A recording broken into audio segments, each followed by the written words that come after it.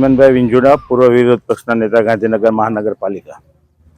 આજે જ્યારે ગાંધીનગરમાં ભારતીય જનતા પાર્ટીની સત્તા હોય, કોર્પોરેશનમાં,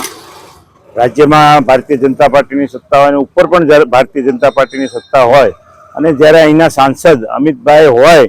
ત્યારે ગુજરાતમાં જે પાણીના પ્રદૂષણના લીધે થઈને ગાંધીનગરમાં જે અઢળક કેસો બન્યા છે,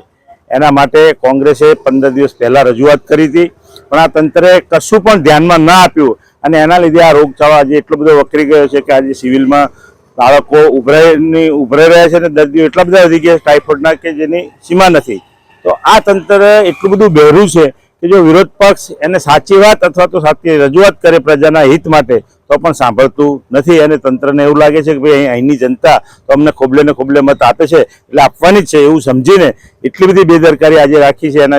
આ તંત્રને અને સરકારને અમે કહેવા માંગીએ છીએ કે ભાઈ તાત્કાલિક ધોરણે આ પાણીના લીકેજ અને બધું બંધ કરવામાં આવે અને અહીંયા બાળકોને જે સારવાર આપવામાં આવે છે સારામાં સારી આપવામાં આવે।